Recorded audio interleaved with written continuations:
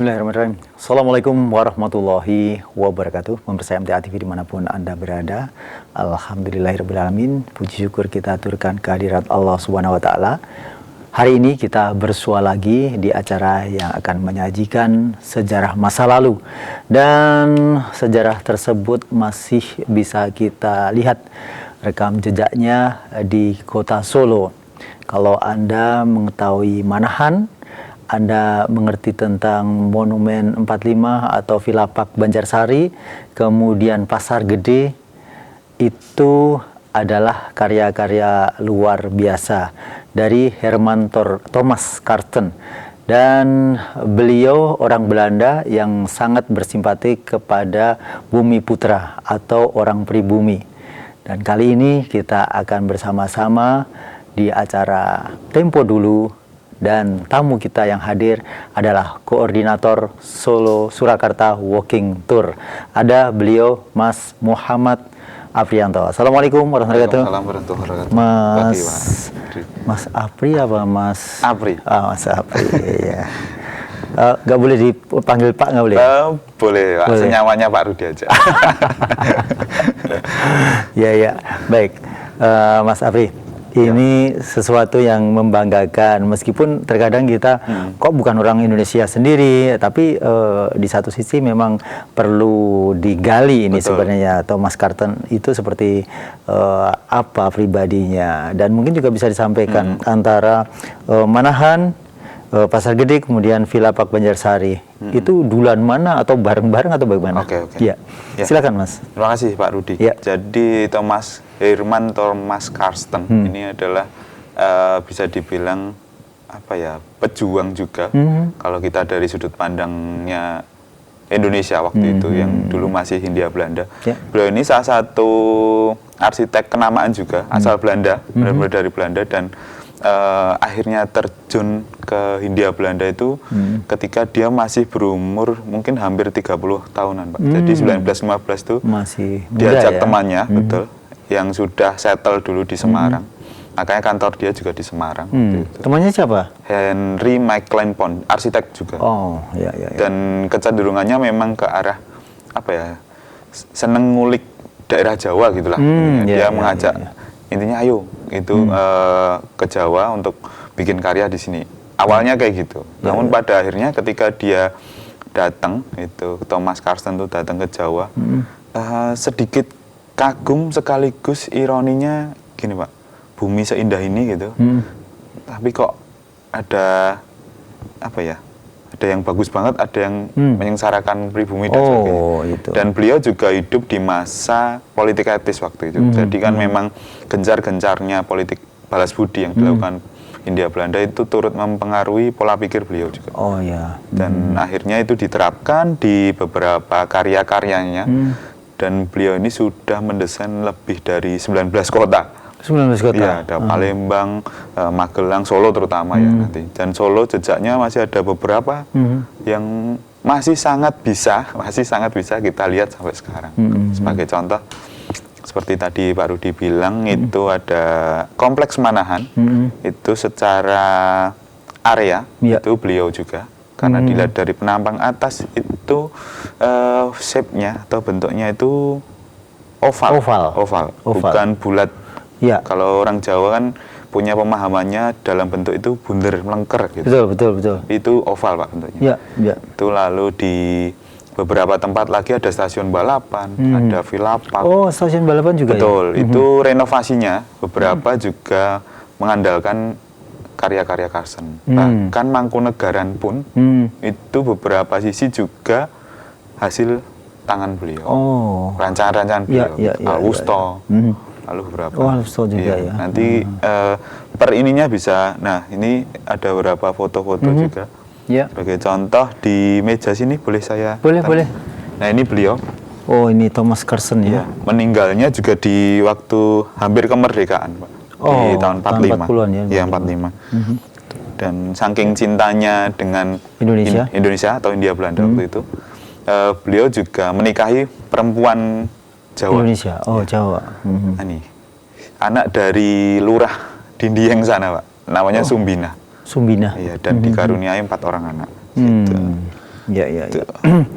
ya. Ya, jadi tadi ada 4 berarti saya lihat ya. Ya. Ada Manahan, ada mana itu Vilapak tadi, Vilapak, kemudian stasiun balapan dan Pasar juga Pasar Gede. Gede. Ya, yang saya tahu memang kalau Manahan itu dulu ada lapangan pacuan kuda. Betul. Begitu ya. Betul. Dengan ya sepanjang itu, Ya, itu. ya sampai pinggir Betul, itu betul. untuk pacuan kuda. Betul, betul. Sekarang kan apa ya dialihfungsikan karena sudah tidak ada yang punya banyak kuda sekarang ini ya.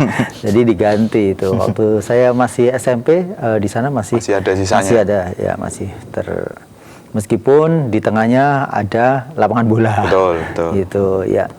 Itu ya. Jadi itu tahun berapa step-stepnya sih, ada di mana dulu? Dari mana dulu? Oh gitu. Ya. Jadi sebenarnya Thomas Karsten tuh akhirnya ke Solo itu atas kerjasama dengan Mangkunegoro ke-7 waktu itu. Dia kenalnya karena datang pertama di Semarang dan berkenalan dengan Mangkunegoro ke-7 itu di Semarang juga, di awal abad 20, di 1900-an 10-an awal, di 15 ke atas lah. Jadi waktu itu Karsten yang menggilai budaya Jawa, makanya dia tergabung dalam Java Institute. Nah kebetulan itu juga Mangkunegoro 7 salah satu pengasuhnya. Oh begitu. Jadi mereka berkenalan dan saling tukar pikiran, berdiskusi, ternyata ada match-nya. Lalu beberapa bangunan di Mangkunegaran dipercayakan kepada beliau atas prakarsa Mangkunegoro 7 tadi. Sebagai contoh bangsal Pracimoyoso. Itu yang paling pojok. Itu sebelum taman yang sekarang itu. Oh iya, sebelah selatan taman ya? Iya betul. Sebelah yang ada kaca patrinya dan sebagainya, ada ruang makan. Itu juga Karsten juga, Pak. Oh iya. Lalu kantor-kantor itu juga Karsten. Beberapa pembangunannya, lalu pelataran, pendopo dan sebagainya, renovasinya juga dipercayakan sama Karsten. Setelah itu dia baru mulai eksplorasi di Solo. Contoh di Pasar Gede itu tahun 27, 28 mulai dibangun. Meskipun perencanaannya di 26, 24 sudah beliau sudah bersurat, sudah merancang blueprintnya itu sudah. Ya, dari 4 yang ada itu saya sedikit menengarai bahwa Pasar Gede yang paling beda. Paling beda. Karena di sana sepertinya ada ada nuansa oriental, betul, kecinaan begitu. Nah, itu bagaimana dia bisa mengadaptasikan? Betul. Karsten ini emang orangnya cerdas secara sosial juga, Pak. Jadi tahu tempat, tahu lokal jeniusnya itu apa. Lalu dia sudah paham banget kondisi sosial masyarakat, ekonominya itu apa. Dan dia itu terkenal dengan desainnya focal point. Biasanya di strategis itu pasti dia ada ide-ide tertentu yang cukup solutif gitu, Pak. Sebagai contoh boleh saya boleh. Ini ya, ini Pasar Gede ya. Pasar Gede ya. Ini, Pak. Pasar Gede ini dulunya masih sifatnya oproan ya, atau belum berpeneduh secara utuh gitu, belum punya gedung lah. Ya. Nah itu setelah Thomas Karsten juga bekerja sama dengan Solo gitu. Beliau juga ternyata diminati oleh Pakubuwono ke-10 waktu. Oh ya. Jadi ketiganya itu bekerja sama. Mangkunegoro ke-7, Pakubuwono 10, Thomas Karsten kerjasama untuk mengoptimalkan wilayah ini. Dan ini seperti yang dikatakan Pak Rudi tadi, wilayahnya orang-orang Tionghoa. Yeah. Jadi penguasanya namanya Babah Mayor Bekwat-kun. Nah itu juga diajak diskusi juga. Di akhirnya keempat-empatnya ini Bekwat-kun menyerahkan tanahnya untuk dibangunkan menjadi pasar yang lebih optimal. Lalu penguasa tradisionalnya antara Mangkunegoro dengan Pakubuwono juga memperbolehkan, mendukung support penuh. Karsten juga akhirnya menggambar itu dengan set plan-nya dengan bagus gitu. Sebagai contoh ya Pak Rudi ya, ada 2 lantai di sini di Pasar Gede. Itu sudah ditata sedemikian rupa bahwa di bawah itu untuk kebutuhan sehari-hari, contoh sayur, buah, dan daging itu ada di atas. Oh ya. Kenapa? Karena jika dibalik, dan ini ada wungwungan atau bovenlig dalam bahasa Belanda atau ventilasi lah, itu sudah didesain juga. Jadi kalau dibalik, dagingnya di bawah, Ya, nanti baunya membawa ke atas, dan itu akan membuat tidak bahan nyaman ya. baku pertama tidak nyaman, kedua mudah busuk ternyata, mempengaruhi sayur mayurnya itu tidak bisa bertahan lama gitu, Iya, Pak. iya, Gitu. iya, Jadi iya. sudah terpikirkan sama beliau itu begitu. Ini di sisi timur ya, kan ada 2 bangunan. Iya. Kalau Pasar Gede itu yang sisi barat juga demikian, memanfaatkan luasnya lahan itu sebenarnya di depan itu ada segitiga taman kecil, Pak. Yang sekarang mungkin dibuat jual gempol pleret. Oh, saya belum tahu ya. Yang, Nah, itu yang sebelah mana? sebelah barat. Yang dulu sempat jadi pasar Akuarium ikan. itu? Pasar ikan. Iya, iya, iya. Yang sekarang jadi pasar buah di bawah, yang atas untuk food court ya. Itu Pak. Jadi udah terpikir nanti jalannya, luas jalannya di mana, ada putaran motor atau lalu lintas itu sudah terpikirkan. Ini masih belum ada Tugu Jam di tengah. Belum. Ini di bawah tahun 38 berarti. Karena Tugu Jam itu pemberian waktu ulang tahunnya Pakubuwono. Gitu. Ya. Dan luar biasa ya, meskipun beberapa waktu pernah juga terbakar ya. Terbakar, dibakar. Nah itu.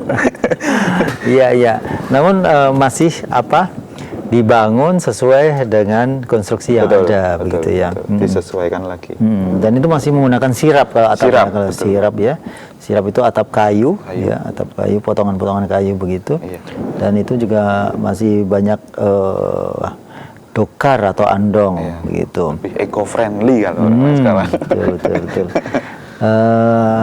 Baik, pemirsa dimanapun Anda berada, hari ini Anda bisa masuk di telepon 0271 6793000, SMS WA di 0811 08112553.000. Dan masih bersama Mas Muhammad Aprianto, beliau selaku koordinator Surakarta Walking Tour. Soalnya Solo ada lagi, beda lah, ada. Ada beberapa komunitas. Enggak, maksudnya satu Surakarta Walking Tour, apakah ada Solo Walking Tour? Oh, enggak ada. Oh, enggak ada ya. Surakarta Walking Tour. Enggak apa-apa, Pak. Ya. Saya takut menyebut yang lain, maksudnya begitu. Ya. Ya, dan kita masih membahas tentang Herman Thomas Karsten. Beliau adalah arsitek zaman kemerdekaan ya. Masih belum, Indonesia belum ada. Karena masih sebutannya Hindia Belanda. Dan oh ya, ada hubungan apa ya beliau dengan J.P. Kuhn, Jan Pieterszoon Kuhn gitu. Itu kalau tidak salah di Malang ya, sempat mungkin ada juga ini kolaborasi atau mungkin justru kebalikannya. Kalau J.P. Kuhn itu terlalu jauh, Pak. J.P. Kuhn itu kan tahun 1700-an sekian. Itu kan waktu VOC. Jadi sudah beda zaman kerajaan ya. Ya itu beda zaman sebenarnya. Tapi memang karya beliau di Malang juga banyak beberapa perumahan-perumahan. Nah, menariknya, boleh saya ini, Pak? Ya sebenarnya nggak boleh sih. Oh, nggak boleh. Boleh. Ya udah, Pak, saya nggak jadi. Jadi beliau ini juga terkenal dengan desain taman perumahan kayak gitu. Beberapa kota yang didesain banyak sekali, terutama Solo. Yang di Malang tadi juga beberapa perumahan-perumahan pengusaha perkebunan kayak gitu. Yang sudah menganut istilahnya apa ya, Garden City. Jadi ada tamannya, lalu penataan rumahnya itu sudah sesuai dengan kaflingnya. Nah ini contoh di Solo, Pak. Dan saya dapat blueprintnya yang Villapat. Ini sebenarnya di sini ada tanda-tandanya Karsten gitu. Tapi kayaknya kurang kelihatan. Tapi enggak, kalau sekarang itu masih ada tulisan Karsten gitu. Nggak di ada? Mana? Di sana? Nggak ada. Oh, nggak ada ya. Sayangnya itu juga. Ya. Nah ini di sini ini bukan pengetahuan, saya bukan tidak bermaksud mendeskripsikan Jawa ya, tapi memang pemahaman kayak gini memang dulu belum ada di penataan perumahan. Lalu ada senternya integrated gitu, itu sudah terpikirkan sama Karsten. Ini tengah kan taman, Pak. Ya. Dan sekarang ada ini monumennya. Ya, kalau dulu berarti air mancur. Air mancur. Ada mancur di tengah sini, tepat di tengah sini. Lalu perumahan-perumahannya ini sudah sesuai kafling, dan ini ada nomor kafling. Dan yang tinggal di sini ada arsitek, lalu pengusaha perkebunan, lalu tuan-tuan tanah gitu, yang mungkin punya afiliasi juga dengan Mangkunegaran karena ini wilayah administrasinya Betul. Mangkunegaran. Itu Pak. Oh, Nah bahkan PU-nya Mangkunegaran itu juga ada di sini. Ini. Ya. Dinas PU-nya Mangkunegaran waktu itu. Ya. Dan sudah nah selalu ada taman segitiganya kayak gini. Oh iya. Nah yang di sisi barat Pasar Gede itu ada Pak sini. Tapi sekarang sudah jadi gemplol leret. Oh iya. Bisa pinjam sebentar? Boleh Pak? Ya. Sebenarnya nggak boleh sih Pak. Oh iya. Boleh Pak. Ya, ini Villa Park, saudara-saudara. Bisa. Yang pasti saya yang paham di sini ini ada bam tenis, lapangan tenis. Oh ya. Sebelah sini. Oh sering tenis kan? Dulu pernah. dulu. Kalau di sini ini kantor residen. Kantor residen. Tapi tidak tahu apakah sekarang masih digunakan. Tapi yang jelas bangunan yang bermotif Belanda itu masih ada di sini, begitu, masih digunakan. Dan memang ini sepertinya kawasan elit dia sebenarnya, elit bener ya. Betul Pak. Elit. Jadi kalau di sini ini pasar legi di sini ya, pasar legi di sini. Ini Pak tepat di pasar legi. Oh lah, ini yang jual gitu. Iya. Sambul Pak. Iya. Jadi pemirsa sebenarnya Proliman ya. Ini Proliman Banjarsari ya, Banjarsari. Ya. Kalau soalnya ada Proliman Balapan juga ada ya. Juga ada. Kalau Proliman Balapan di sini ya. Iya betul. Proliman Balapan di sini. Lah ini kalau ke sana terus ke sini dulu. Biasanya bingung Pak orang sampai sini. Iya betul. Sama sini. Dulu Pasar Nitiharjo sebelum di sini. Betul. Ada di sini. Kelitian itu ada di sini. Cari sepatu bola. Ya, itu sayang sekali ya sampai menutup dulu. Betul, Karstennya ini nggak muncul sama sekali. Gitu. Yang ada orang jualan macam-macam. Di sini ada jualan sepatu, ada radio. Ini mestinya harus lebih dibersihkan lagi mestinya saat sekarang ini. Ditata lagi. Nah, terkait dengan Surakarta Walking Tour, adakah upaya terkait itu masukan-masukan ke Pemkot dan sebagainya? Kita pernah, ini Pak beberapa tampilan. Ya. Ini waktu kita di rute Villa Park and Omstreken atau artinya wilayah Villa Park gitu ya, dan lingkungan sekitarnya itu kita beberapa memang mengelilingi, setidaknya mengenalkan ke teman-teman, entah itu kesadaran itu balik ke masing-masing. Jadi kita coba mengingatkan teman-teman untuk awareness-nya bahwa di sini itu ada ini loh. Terus kita kenal di sini ada ini, ceritanya kayak gini. Nanti untuk tindak lanjut dan sebagainya memang ke teman-teman lagi. Kalau untuk masukan ke pemerintah kota atau apapun itu kita belum sampai ke sana Pak. Tapi perlahan kita mengedukasi teman-teman, kita bilangnya teman-teman ya, yang mungkin sebagian besar yang ikut kami jalan memang anak-anak muda, dan itu jadi mereka jadi lebih awareness-nya makin jadi. Oh di sini ternyata ada bangunan ini ya, terus dia bikin konten dan sebagainya karena zaman digital sekarang juga kan, jadi bikin konten ya itu sebagai pengingat juga, jadi gitu sih Pak. Baik pemirsa dimanapun Anda berada, Anda masih punya kesempatan di paruh kedua nanti 02716793000, SMS WA di 08112253000. Dan tentu saja setelah Anda mengikuti jeda pariwara berikut ini.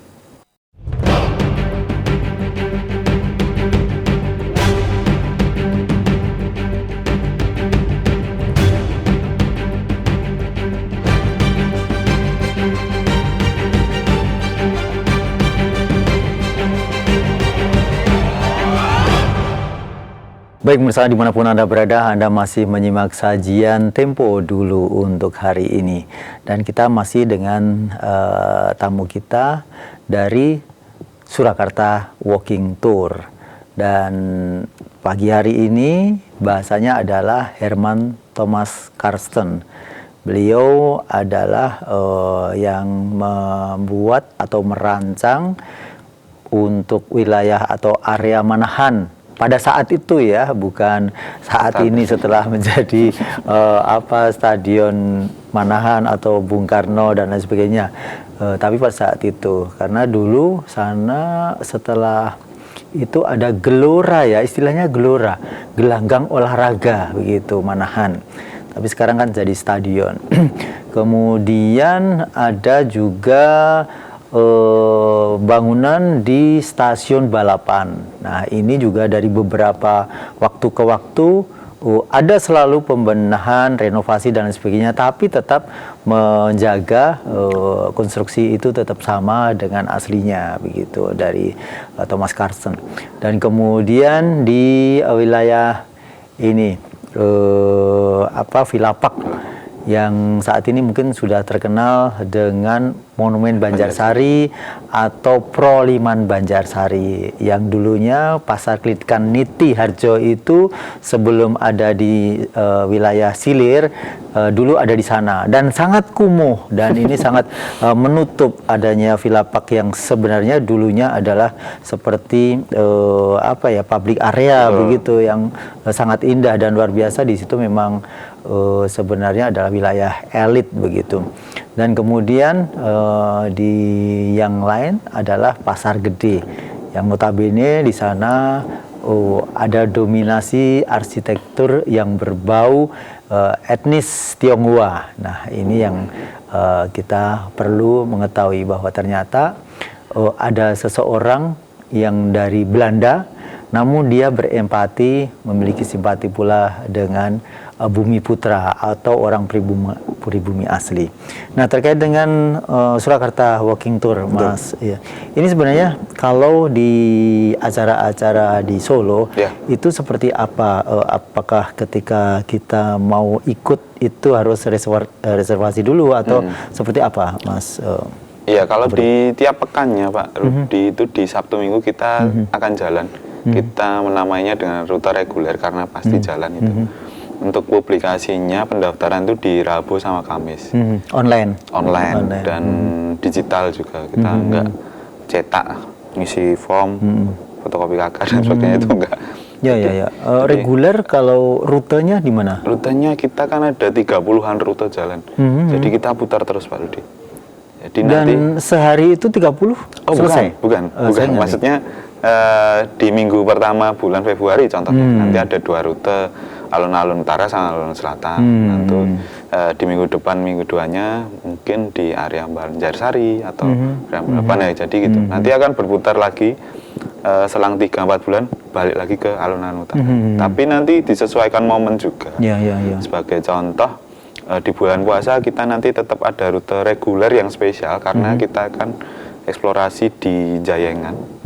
Itu yang ada bubur saminnya. Oh ya, orang eksistensi orang Banjar. Masjid Darussalam ya ini ya. Nah, leres. Jadi itu. Jadi kita sudah di plan sebenarnya. Tiap pekannya kemana itu sudah. Dan kalau di Surakarta Walking Tour berapa sih kru yang ada di sana? Kita sekarang alhamdulillah ber-11, Pak. Ber-11, ya. Jadi ke-11an kita. Ya. Dan kemudian apakah pernah juga yang ikut itu turis mancanegara? Sangat sering. Bahkan mereka seringnya minta private juga. Jadi sebatas teman-teman mereka aja. Takutnya nanti juga terhalang komunikasi dengan peserta lain. Iya, betul. Mereka menginginkan itu dan kita tetap layani. Tetap menemani, mengawani mereka berputar, eksplorasi dan sebagainya. Ya. Pengantarnya tentu bahasa Inggris. Dan price listnya tentu lebih tinggi biasanya. Iya, Pak. Alhamdulillah. Ya. Dan mereka adalah orang-orang yang serius kalau begitu. Serius. Dan memang peminatannya beda ya jadinya. Mereka benar-benar pengen tahu gitu. Bukan sekedar, kalau kita mungkin kesadarannya sering melintas atau apa, cuma pengen tahu tok, terus oh ya udah gitu. Kalau mereka benar-benar apa yang membedakan dengan daerah mereka jadinya mereka cerita. Ya, sebagai orang yang mungkin orang Indonesia pasti memiliki nasionalisme itu betul. Ya, seperti yang ada di Surakarta Walking Tour. Kemudian ada tamu dari mancanegara. Kemudian melintas di wilayah yang sepertinya saya harus nutup ini sedikit. Nah, bagaimana sebenarnya seperti itu? Menarik sih itu pertanyaannya, Pak. Jadi memang di keadaan di lapangan itu kita harus sefleksibel mungkin. Ya. Apa yang diceritakan. Kan pasti terkadang bisa tanya. Betul. Nah, Jadi memang kita harus benar-benar mengkurasi di pikiran kita juga, karena ada mungkin informasi yang menyinggung, apalagi terkait kolonialisme, dan seringnya memang kita dari Belanda, Pak. Dari Eropa yang paling sering memang okupansinya itu orang-orang Belanda. Jadi kita harus benar-benar mengfilter dan kita kasih pengertian dulu di awal bahwa ini memang narasinya dari perspektif ini, lalu ini bukan bermaksud neokolonialisme atau kolonialisme baru, tapi memang fakta yang kita temukan seperti itu. Jadi nanti mohon bisa ditafsir sejernih mungkin, biar tidak ada kesalahpahaman antara kami dengan yang jalan. Dan saya kira mereka juga bisa lebih memahami dan lebih demokratis, betul. Ya, karena memang itu bagian dari sejarah kan, betul. Jadi tidak bisa dipungkiri semua orang punya masa kelam, masa yang tidak baik, bisa jadi seperti itu. Tapi ketika kita bisa menyampaikan dengan baik seperti itu, dan insya Allah juga mereka juga akan terima. Gitu. Buat pembelajaran sih. Itu kalau pas di luar ya, misalnya ketika ada di misalnya Proliman Bajasari tadi, kemudian ada kok ini seperti ini ya, nggak tertata seperti ini ya, misalnya seperti itu. Beda lagi kalau di dalam keraton ya, sudah pasti terkondisikan seperti itu. Dan kalau untuk menambah atau meningkatkan kompetensi dari kru itu seperti apa? Kita sebenarnya ada survei bersama, Pak, biasanya. Itu langsung on-site ke lapangan.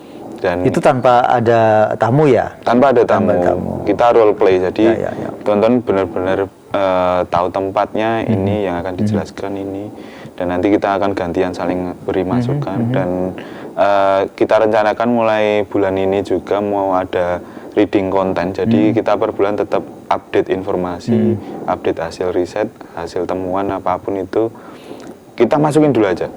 Kita info apa aja kita tampung dulu. Soal seleksi, kurasi, koreksi itu bareng-bareng. Jadi biar tahu semuanya, Pak, gitu. Jadi update-nya nggak 1 orang, langsung 11 orang. Ya. Gitu. Dan untuk saat ini kan seperti Surakarta Walking Tour itu banyak begitu ya di Solo. Tidak hanya dari Surakarta, tapi ternyata ada beberapa yang ada, itu selalu ada. Dan itu apakah membuat jadi rivalitas ketat atau bagaimana? Kita malah jadi seneng, Pak. Jadi emang vibes positifnya ternyata nyebar kemana-mana.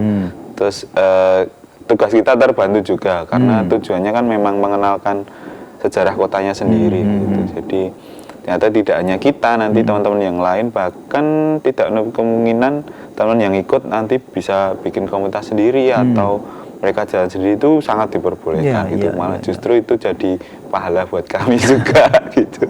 Ternyata beruntun gitu, Pak. Dan malah nanti kayak orang patah bilang kan, kalau pengen jalan cepat ya jalan sendiri gitu. Kalau pengen jalan jauh ya jalan bareng-bareng.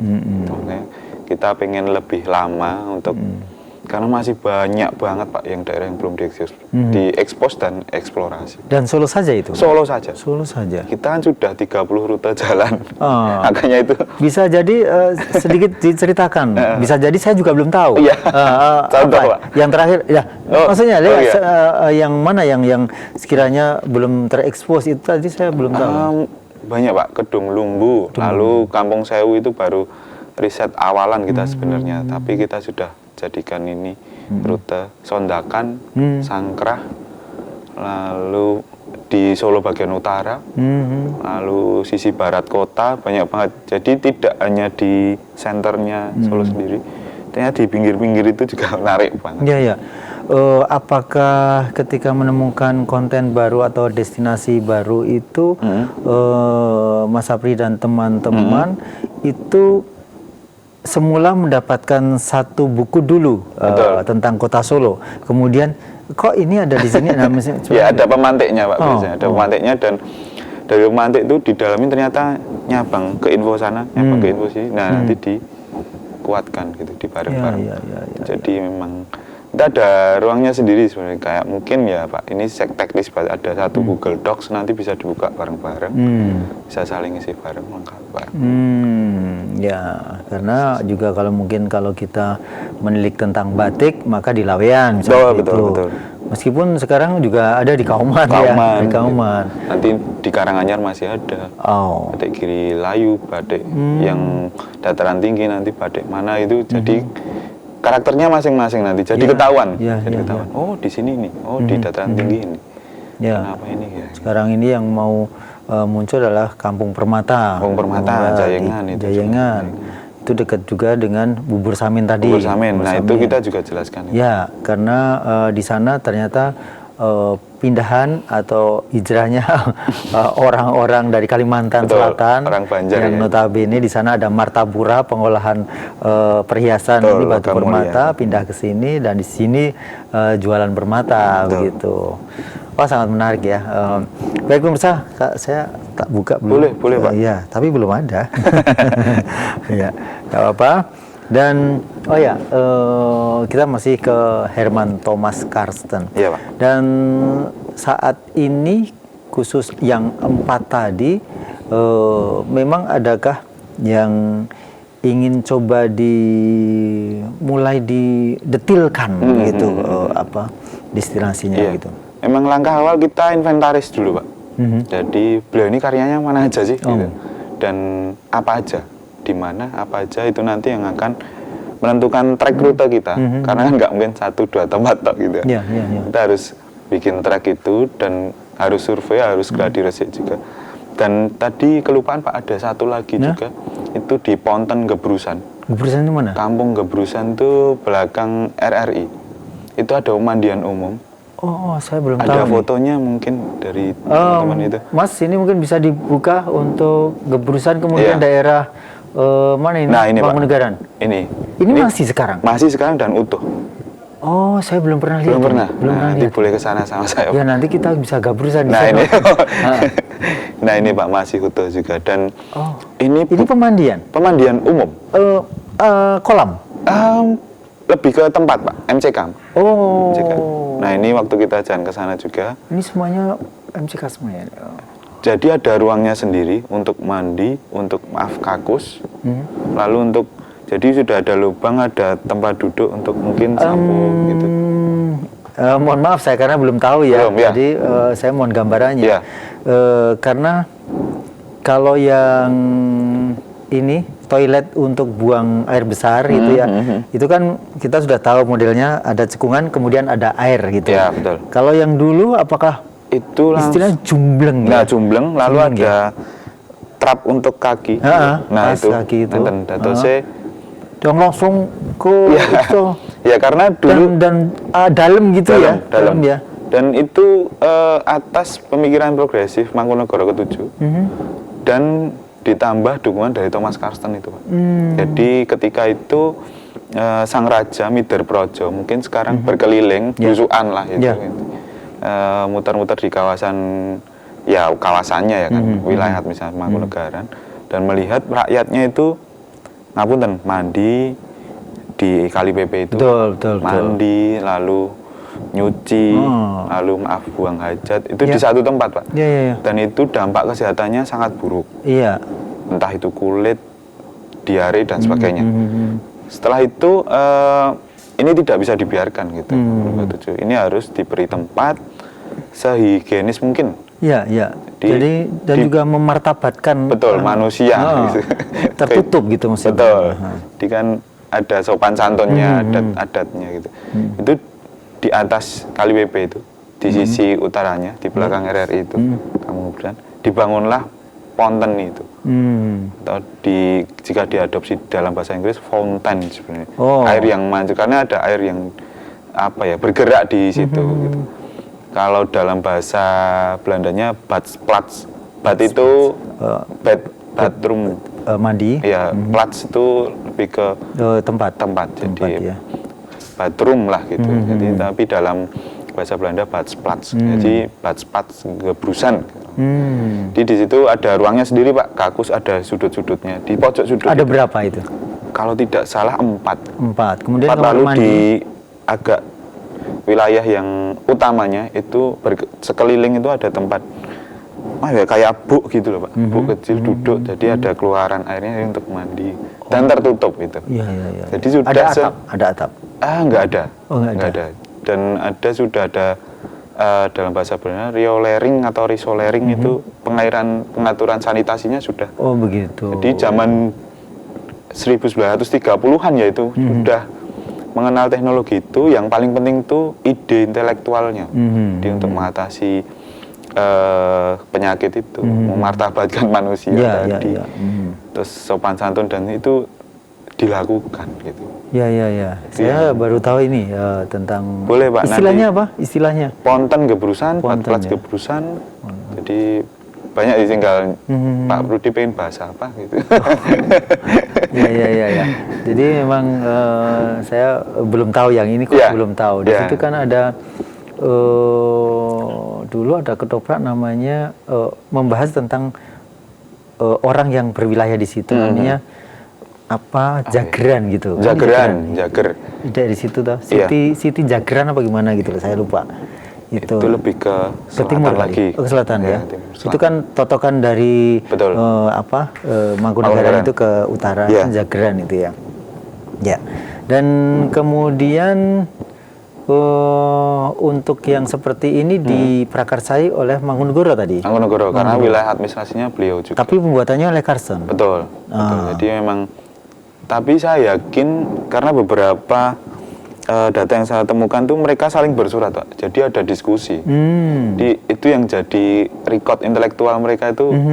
Jadi raja ada itu rekam jejak juga. Ada rekam jejak itu. Sebagai contoh, ini mungkin agak move ya Pak. Iya.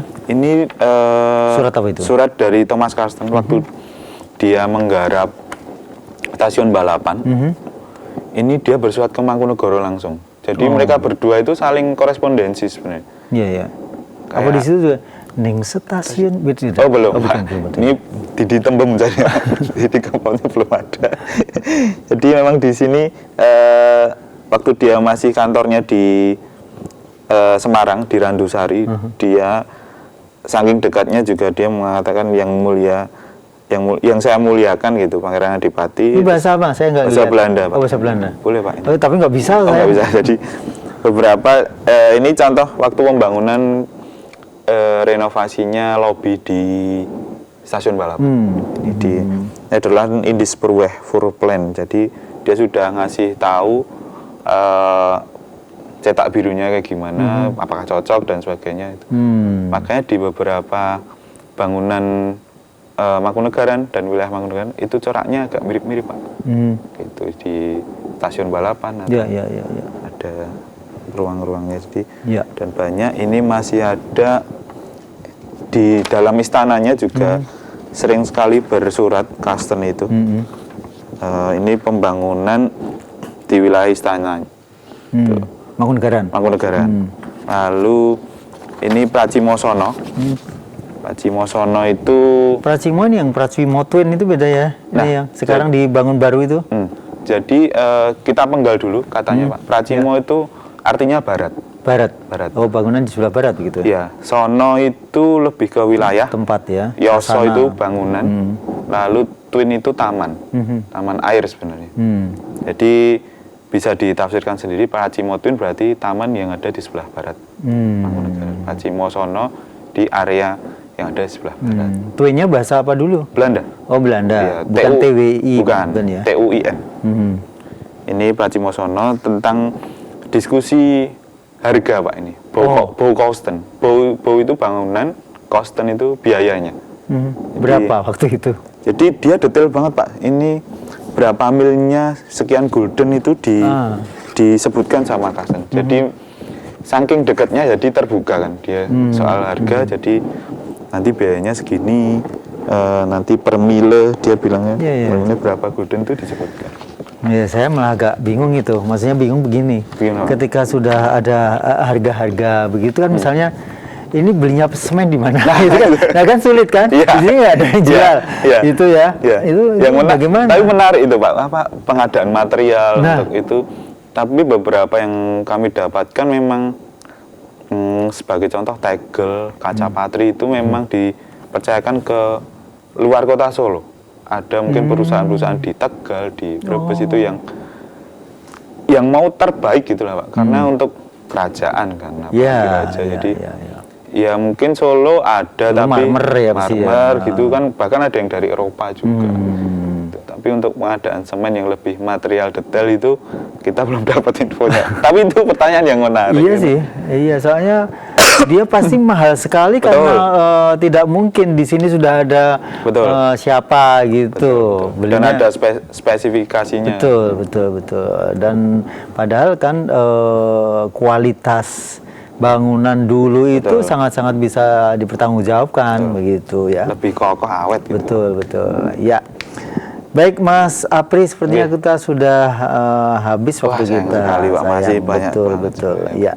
Dan selain itu juga saya juga bingung. Karsten dulu itu kalau sekarang sudah ada AutoCAD, SketchUp dan lain sebagainya. Dulu apakah dia nyeket gitu atau sudah ada pantograf gitu dan sebagainya? Karena kalau sebelum ada di masa-masa tahun 80-an masih ada ini meja untuk arsitek itu, tapi yang duduk gini. Betul. Nah, ini kalau zaman Karsten pasti akan lebih di bawahnya lagi begitu. Ya, tapi itu kalaupun nanti ada temuan-temuan baru, alhamdulillah bisa melengkapi apa yang ditulis atau dibuat oleh Karsten. Terima kasih Mas Apri. Selamat berinovasi dan juga mendetilkan tentang destinasi yang ada di Solo ini. Terima kasih. Assalamualaikum warahmatullahi wabarakatuh. Sami-sami. Waalaikumsalam warahmatullahi wabarakatuh. Pemirsa dimanapun Anda berada, demikian tadi sajian Tempo Dulu untuk pagi hari ini. Benar-benar kita bisa mengulik dan mendapatkan informasi yang keren tentang Herman Thomas Karsten, seorang arsitektur dari Belanda yang pro Bumi Putra. Saya Rudi Hervianto. Assalamualaikum warahmatullahi wabarakatuh.